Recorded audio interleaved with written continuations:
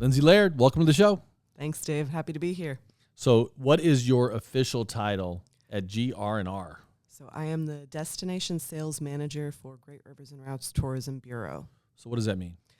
That means that I sell the region to potential travelers, potential sports rights holders, and anybody in between, folks wanting to have a meeting. So there's three kind of main sections to selling a region, and that's going to be the groups market, which is typically going to be motor coaches full of baby boomers coming to travel. Gamble. Yeah. Coming to the casino. They like the casino, but, we're known as the only place in the world where the Mother Road meets the River Road. So we've got Route 66 and the Great River Road, lots for everyone to do, but the local seniors and seniors traveling from up to 15 hours is the longest away that I've ever worked with a group. They were coming from Canada. So they hop on a bus, they come to us. Sometimes they work with us to write an itinerary for them, and sometimes they just ask for suggestions. So that part of the market is huge and definitely diverse in terms of what folks want. And then we work with companies to book meeting spaces, and then, of course, the sports tourism market. And sports tourism is another big one where it's very diverse. So, there's things like what you would already think about and know about, like the local high school tournaments, middle school tournaments, college tournaments, but then there's also larger professional tournaments that we can book in our region, or amateur tournaments that we can book in our region. And, of course, other things besides tournaments. We're hosting F1 Powerboat, for example. That's something. And, just being a bikeable community is also kind of in tangent to sports tourism, because folks are really wanting that sustainability aspect, the, experiential aspect. They all kind of walk hand in hand together. What are the events that people have never thought of? Like, y'all don't understand that people come to our region and spend tourism dollars for this, and you never thought about it? Me personally, or just the average person? What are the events that people people don't realize people are coming here for these events? Yeah, so there's a lot of them, and we'll start kind of Edwardsville, Alton, because those are some of our bigger communities, and then I can tell you about some of the one-offs in some of the smaller communities. Because the F1 is a big one. Yeah, so F1 Powerboat, that one's really exciting because this is the second year that we've brought this back, and it's really exciting to see folks using the river recreationally. Yes. It's such a big deal. We have this big, beautiful river, 3 of them in our backyard, the Missouri, the Illinois, and the Mississippi. We've got the confluence of the 3, so lots of opportunity for river rec, but we haven't been really, using the river the way that we could. So this weekend actually is the second F1 Powerboat races in over 20 years. Was the last time we did it before this last year, bringing it back. So big deal for the Alton Riverfront. It's really fun to get out there and watch those boats zipping and zooming. You think about motorcycle races, you think about car races, F1 Powerboats, super fun. Give me an idea, ballpark me a number, economic impact of that event. Can you do that? Are you allowed to do that? I can't do that, but what I can say is that in terms of, we were talking about those different markets for sales in tourism. The sports tourism market is the fastest growing market in tourism, and it's one of the biggest in terms of economic impact. The economic impact in general is in the millions of billions of dollars. But sometimes these big events... Wait, that's a number, millions of billions? Millions or billions of dollars. Okay. It depends on the community. Gotcha. It depends on, like Edwardsville obviously has a bigger economic impact for sports than Staunton. Well, it's just a bigger town. Exactly. Okay. But then some of these, sporting events that are larger, that have like a rights holder fee associated with it, that one tournament might bring in millions of dollars. So it's a huge economic impact. But my question was, like, what are some of the events that, like, people just don't realize that? I think some of those Little League baseball tournaments, people don't realize how important those are to the local hotels and restaurants and so forth. What are the other events? Not the big ones. Let's start with the smaller ones. Yeah, so just bouncing off of what you just said, that is really important, that I know most people don't realize the critical relationship between our local hotels and our local parks. The events that are happening at our parks are keeping those hotels filled. And, I know I've talked to a lot of our hotel operators, and they will tell you, they realize how important those events are. But the community at large, we don't always get it. Even folks that are, working in, the city or the school districts, or folks that are helping with all of these things, we don't always realize what a critical partnership parks and hotels have. Yeah. I'll never forget, I had someone from O'Fallon on the podcast talking about this.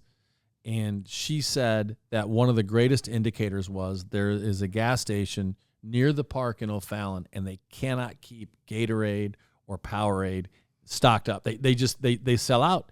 It's constantly sold out. So it's like you start thinking about the gas stations that are involved and the restaurants that are involved. It's just such a huge business. And that's important too, to talk about all of the different people that are impacted, because you can think, okay, so parks and hotels, we know that they're both winning together. The restaurants are winning, especially in youth sports. Those teams are looking for things to do outside of the tournament. So they're going to the Aries Alpine Coaster. They're going to Cahokia Mounds. They're doing those fun extra things. That's more economic impact. And then those larger tournaments, then you're looking at, they're booking music and entertainment. They're booking security. So, no matter what the tournament size or shape, they've always got their fingers in a lot of different areas of impact. They're buying gas. Absolutely. They're going to the grocery store. They're getting haircuts. Exactly. I'm telling you, when the guys come in town for the pro tennis tournament, can you take me to get my haircut? It makes a difference. That stuff adds up. Right. Okay. Big events, F1 powerboats, Edwardsville Futures Tennis Tournament. I know you love it. Absolutely. It's 2 weeks long. Guys come from all over the world. I'm going to talk that tournament up all day long. What are the other jewel events? Yeah, it's really, really cool that Edwardsville has the Rotary Criterium. SIUE in general is a tremendous asset that, everything that they're doing, everything that they're hosting. The men's basketball did amazing this year, but basketball in general is a big draw for our area. SIUE is a, 1 in a million. And then in Alton, Lewis and Clark, we've got Lewis and Clark too, and SWIC. We have SWIC too. Mm-hmm. So we've got a lot in terms of local college, local school sports. And then we've got the River Dragons in Alton. So we've got our own semi-professional team here. And then some of the smaller but still big ones, because I was mentioning these, smaller communities. So Staunton has the Tour de Donut. Litchfield has the Triathlon Lou Yeager okay. Lake. That's cool. There's a lot of communities in our region that are taking advantage of how beautiful the outdoors is here and our, athletic facilities as well. You're from this region. Yes. So you're familiar with these venues, and you're familiar with our beautiful landscape. What has been the reaction from people from other places when they find out about the 618? They're so excited. So that's one of the things that the Great Rivers and Routes Tourism Bureau does, is we attend these large sales shows on behalf of the communities we represent. We attend them typically it's going to be for sports and for the motor coach market, but you could attend them for meetings too. We're just not as much in that market as we are sports and motor coach. So for the sports shows, we are meeting with rights holders and trying to convince them that we've got what they need to host an event successfully, a big event here. Right now we have money available. It's an incentive fund from the governor, the Illinois Office of Tourism, to lure new events that are new to Illinois that generate at least 300 room nights. So we've got to have measurable economic impact.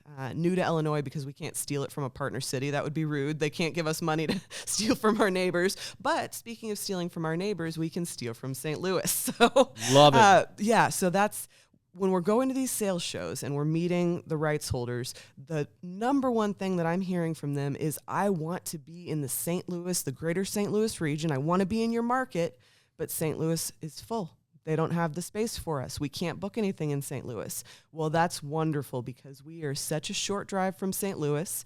The hotel rates are going to be cheaper on our side of the river. You don't have to pay for parking, so it's more cost effective for them to host a tournament here anyway.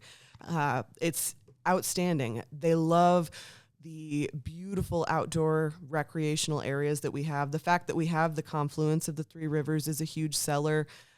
It's accessible. It's accessible. It's affordable. And there's things to do. I'm not going to put down the other side of the river. Oh, we love St. Louis. But I'm going to say about this side, we have great venues, fantastic hotels, fantastic restaurants, and tons of things to do. Absolutely. So I think your job makes total sense. How long have you had it? Well, I've only been responsible for the sports market for a couple months now, but I've been with Great Rivers and Routes since 2022. Okay. And you talked about how you talked about the Grizzlies. where does your line end? I talked about the River Dragons, friend. Right. No, but then you mentioned the Grizzlies. The Grizzlies are out of our territory. No, but you mentioned something that was in O'Fallon that I thought. Okay. You mentioned something that was in Belleville. You did mention the River Dragons, but I thought you mentioned either the Grizzlies. I thought you mentioned something that was in O'Fallon or Belleville, and that brought me to my question: where does your line get drawn? That's a great question. So we cover 6 counties: Madison, Macoupin, Montgomery, Jersey, Greene, Calhoun, and the city of East St. Louis. Okay. We do not cover St. Clair County.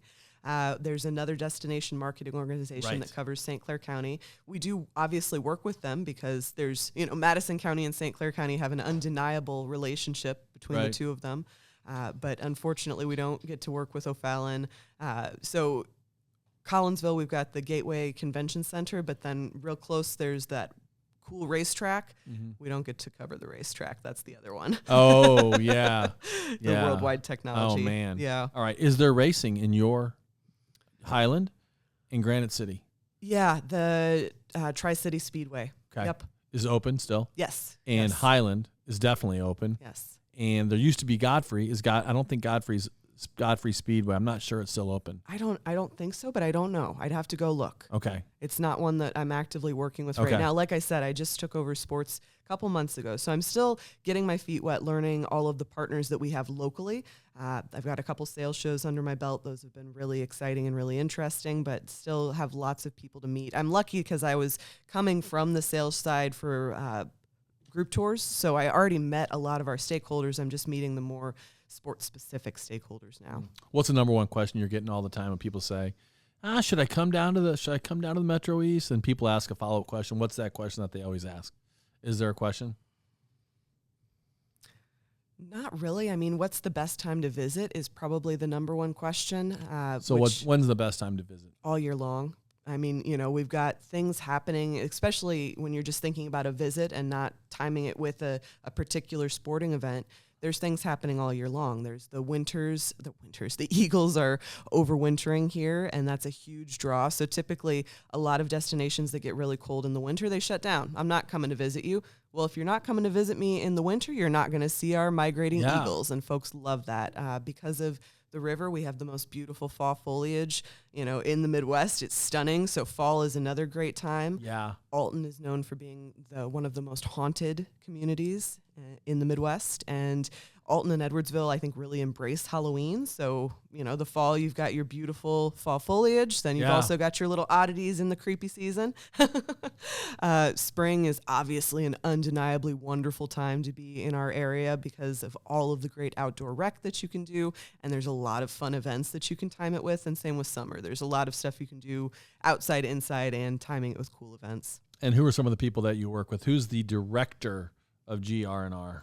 Corey Job is our director. I love to sing his praises. We are incredibly lucky to have Corey in our region. He was actually the state tourism director before he came into our region. And while he was state tourism director, I think he was kind of scouting out, where am I going to go next? Who am I going to work with? And the Great Rivers and Routes region stood out. In 2018 was when we rebranded from just an Alton-centric certified visitor bureau to Great Rivers and Routes destination marketing organization. So at that point, Corey would have been, in a state travel director role and kind of feeling out the water and seeing where he was going to land his feet next. Well, I knew that Corey was the director, and I've been extremely impressed with his efforts since joining the team. And I thought that the tourism summit at Lewis and Clark was phenomenal. Thank you. That was an unbelievable event, and congratulations to you and Stephanie. Yeah. And thank you for finding my ID when the thing was over, because I left it on my table. But the event was unbelievable. Congratulations to Ashley Niebuhr. Yeah. Well, she's married now. What's her last name now? Oh. Niebuhr Sharp. Yeah. Ashley Sharp, formerly Ashley Niebuhr, my former tennis player. She did a fantastic job of speaking at the event. Your production level was unreal. I had such a great time. I got my picture taken with Michael Jackson. That was pretty. Did you? That was pretty cool. Chris Lakin and I did. That was pretty cool. I loved the boombox. That was incredible. We worked with the team that works with Alfresco Theater in Granite City. They put that together for us. But that's Corey. He's big picture and he's highly strategic. So Good for him. Anything he does, it's shows. well thought out. It shows. Yeah. He's having a big impact, and you all are. So congratulations to you and the work you're doing. Okay, one last thing. Give us your pitch. If you're out there and you run an event or you're thinking about running an event, who should contact you and how can they contact you?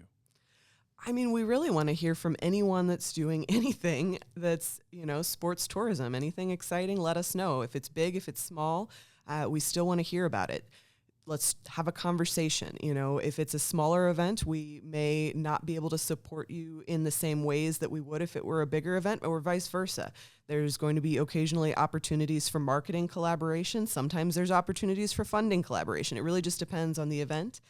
Typically, if there's room nights associated with it, it's easier for us to find supports than if there's not, because we're a tourism bureau.